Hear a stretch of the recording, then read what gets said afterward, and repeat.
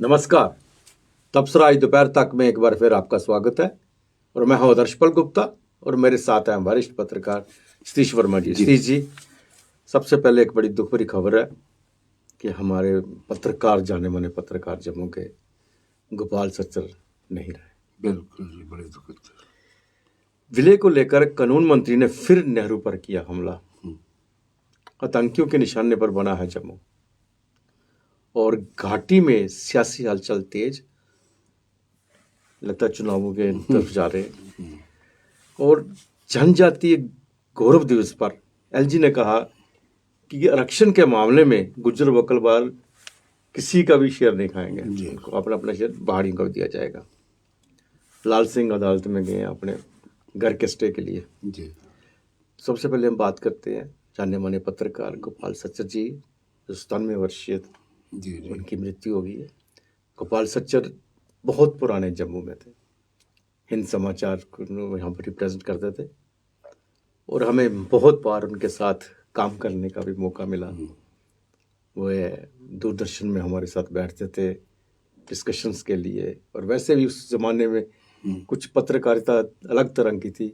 बिल्कुल। तो सूचना विभाग में बैठे हैं, वहाँ इंफॉर्मेशन डिपार्टमेंट में बैठे हैं, वहाँ से जितने भी डेवलपमेंट टूर होते थे हम साथ जाते थे, कवरेज के लिए जाते थे। तो बहुत एक दुख भरी खबर है। ठीक कह रहे हैं, बेहद संजीदा व्यक्तित्व था उनका और अच्छी जानकारी रखते थे कश्मीर अफेयर्स को लेकर, जो कि उसमें, और आपने ठीक कहा कि हिंद समाचार और पंजाब के समूह से जुड़े हुए थे और विद्वान थे काफ़ी, और कहा जाए करीब 6 महीने से वो स्वस्थ चल रहे थे और 97 वर्षीय आयु में उनका देहांत हो गया।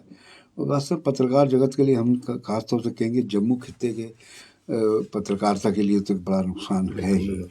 और इनको मैं देख रहा था इनका एक वीडियो कि जब land to tiller Sheikh Abdullah ने, जब जो बागान के मालिक थे, खासतौर से कश्मीरी पंडित समुदाय के लोग थे, वो थे, बगीचे उनके थे बड़े बड़े, ज़मीनें, तो जब लेके उनसे ज़मीनें लेकर बांटी गई जिनके जो भूमिहीन लोग थे,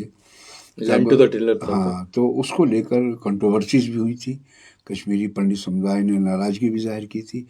तो उसको लेकर उनको कई मुद्दों पर कश्मीर के, और मुझे याद आता है कि जब मेरी किताब आई पाकिस्तान पर, उन्होंने मुझसे कहा कि पंजाबी में मैनू भी किताब तुसी दो। मैं कहा मेरे किताब इस टाइम है नहीं।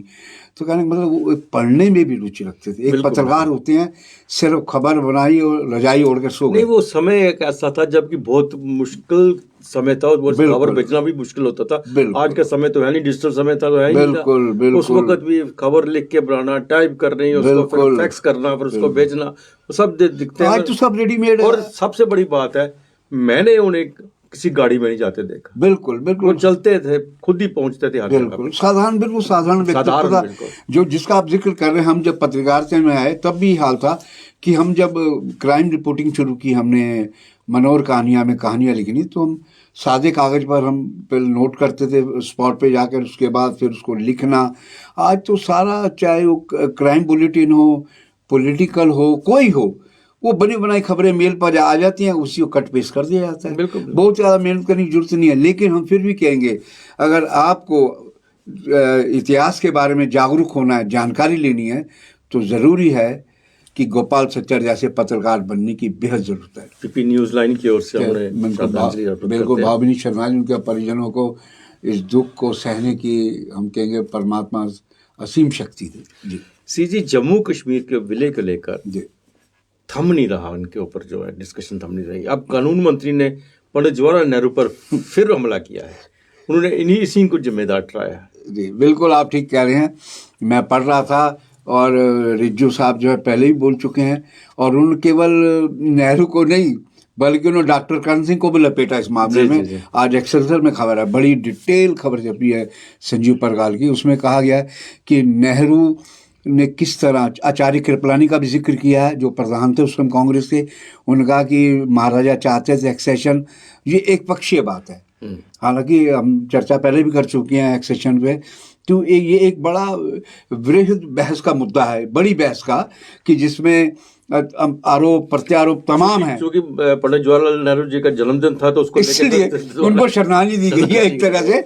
और हम समझते हैं कि देखिए ये विवाद ऐसे हैं, इनको राजनीतिक चश्मे से देखने के बजाय फैक्ट्स के ऊपर बात होनी चाहिए, ये जरूरी है। सी जी, जनजाति एक गौरव दिवस है आज, और एलजी मनोज सिन्हा जी एक भाषण दे रहे थे एक जगह उसको, और उन्होंने कहा है कि ये आरक्षण का मामला है, बकरवाल, गुज्जर बकरवाल और पहाड़ियों के बीच में एक बात उठी हुई है कि जब इन्हीं का जब जो आरक्षण जो है इनमें डिवाइड हो जाएगा, उनको पूरा हिस्सा नहीं मिलेगा और उनको पूरा हिस्सा नहीं मिलेगा।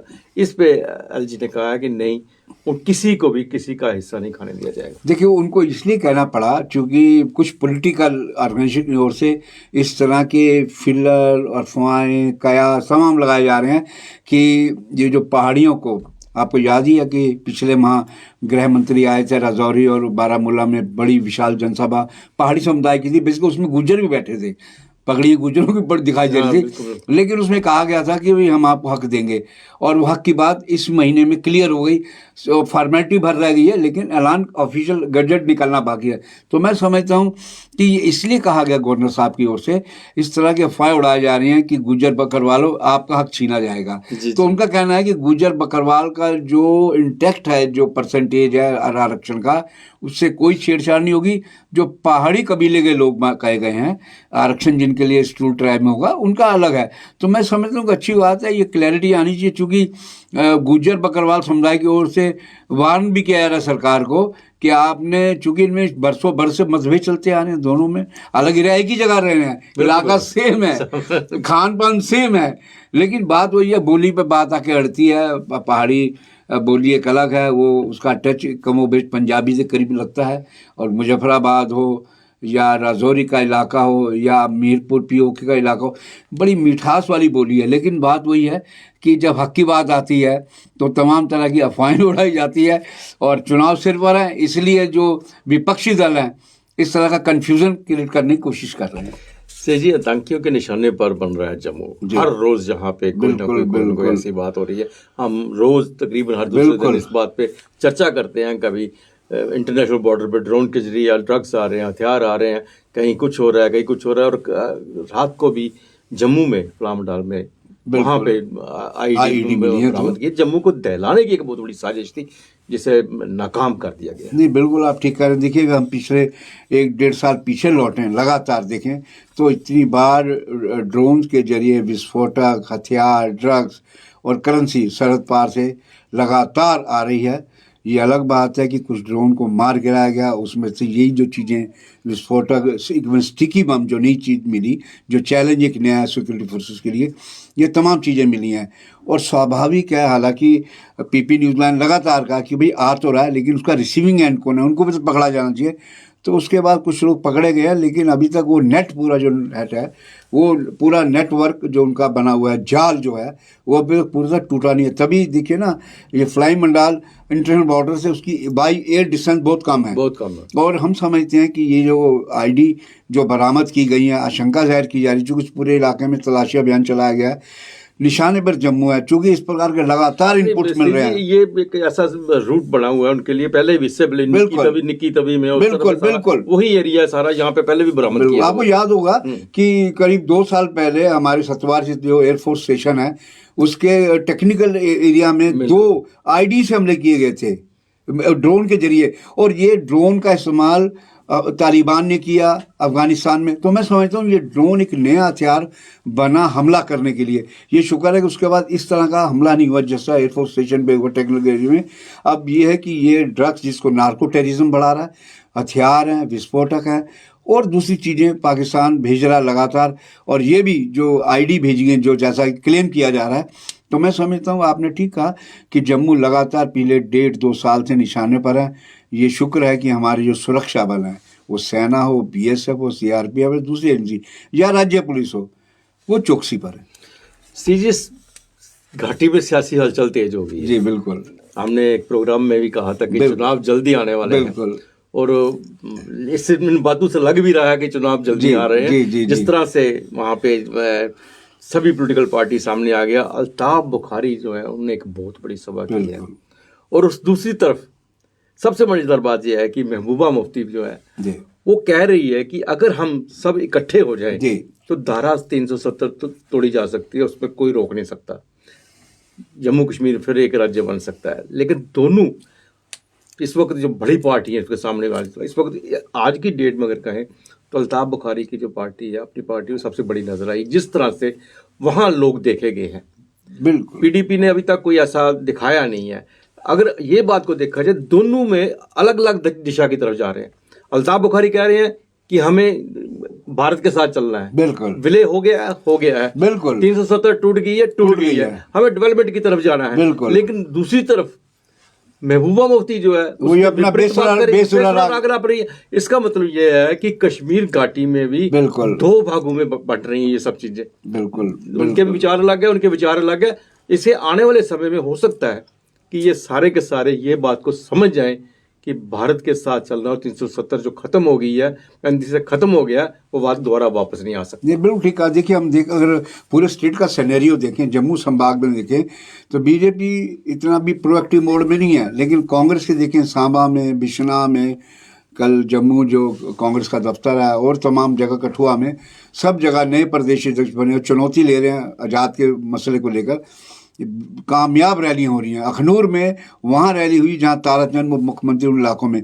उसी तरह घाटी की बात करें जो जिस पर आप बात कर रहे हैं, 2 दल खास तौर से हम कहेंगे, बल्कि एक दल ये अब जम्मू कश्मीर अपनी पार्टी के जो अल्ताफ बुखारी हैं, उन्होंने जो परसों जो वहाँ रैली की है, बिल्कुल शक्ति प्रदर्शन, जानकार कहते हैं कि बहुत बड़ा शक्ति प्रदर्शन था, बहुत बड़ा, बहुत तादाद में लोग आए, और उन्होंने जो संदेश देना था वो उन्होंने वास्तव में एक राष्ट्रवाद का संदेश दिया। उन्होंने कहा हमारा भविष्य दिल्ली से जुड़ा है, देश से जुड़ा है, और हमें जो लेना है देश से लेना है, भारत से लेना है, हमें कोई और देने वाला नहीं है। लेकिन उन्होंने ये भी कहा कि सरकार को कश्मीरियों की ओर भी ध्यान देना पड़ेगा। जम्मू कश्मीर लोग जो दिखते हैं पूर्ण राज्य का दर्जा दीजिए, वो तो सरकार खुद कह चुकी है।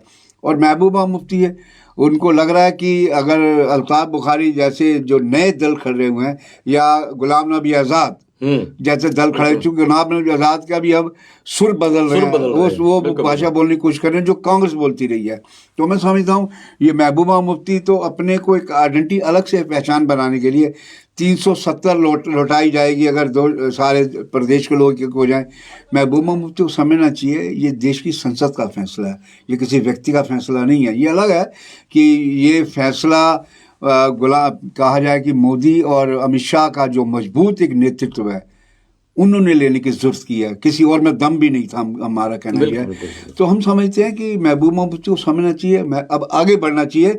आप ये कहिए कि प्रदेश का दर्जा बहाल किया जाए तो बस समझ आती है, उसके लिए पूरा प्रदेश इनके साथ खड़ा होगा। जिस तरह अल्ताफ बुखारी कह रहे हैं, जिस तरह अब कांग्रेस कह रही है, या ये कह रहे हैं दूसरे दल कह रहे हैं, आज़ाद भी कह रहे हैं ये बात, गुलाम नबी आज़ाद। तो मैं समझता हूँ महबूबा मुफ्ती को पुरानी लकीर को छोड़े कि नई लकीर खींचनी चाहिए जिसमें सबका भला हो। बिल्कुल। सीजी चौधरी लाल सिंह जो है वो आज अदालत में गए हैं, कोर्ट में गए हैं, क्योंकि उनको उनकी आवास को खाली करने का नोटिस दिया गया था। तो उन्होंने कहा मेरे पास है ही नहीं, जब मुझे जेड सिक्योरिटी मिली हुई है तो मैं कहाँ लेके जाऊंगा, मेरे पास जम्मू में कोई घर नहीं है, कुछ नहीं है। उस सिलसिले में आज वो कोर्ट में गए हैं, उनके जो नोटिस है उसके विरुद्ध। नहीं बिल्कुल, हमने देखी है, पिछले हफ्ते हमने उनका इंटरव्यू भी किया था और उसमें भी उन्होंने इस चीज़ का जिक्र किया था कि मुझसे आवास खाली कराया जाए, जबकि मेरा जम्मू में कोई घर नहीं है। कठुआ में भी उनसे आवास खाली कराया जा रहा है, तो सिक्योरिटी को लेके चिंतित थे। तो आज वो लग रहा है कि उनको लग रहा है कि शायद प्रशासन से उनको कोई राहत ना मिले, इसलिए कोर्ट का रुख किया। अब देखिए कोर्ट क्या अख्तियार करती है, और अभी तक उसका भी जो सिमरनजीत सिंह मान है उनका क्या हुआ उसका भी अब तक कोई पता नहीं। चौधरी लाल सिंह का ये कहना है कि हमें जो आवास मिला है उसमें से एक तो एक्स MP है और एक्स MLA, दोनों एक ही आवास में रह रहे हैं। बिल्कुल। तो हमारे पास सिक्योरिटी है, पत्नी और वो इकट्ठे कहाँ लेके जाएंगे, बाहर कहाँ जाएंगे, हमारे लिए बहुत आने वाले दिन जो मुश्किलात पैदा होगी उसकी जिम्मेदारी कौन लेगा। उनका एक एतराज ये भी है कि जो भाजपा से जुड़े एक्स MLA या मंत्री हैं उनके आवास खाली नहीं कराए जा रहे, और केवल विपक्ष के आवास खाली कराए जा रहे हैं। वास्तव में देखिए विपक्ष को मौका तो मिलता है बोलने का, अगर सत्तारूढ़ दल से जुड़े लोगों के आवास खाली नहीं कराए जाएंगे और विपक्ष से खाली कराए जाएंगे, सवाल तो उठेंगे। बिल्कुल सही कहा आपने। तो ये था तबसरा दोपहर तक का। बाकी खबरों के लिए आप देखते रहें PP न्यूज़ लाइव। नमस्कार।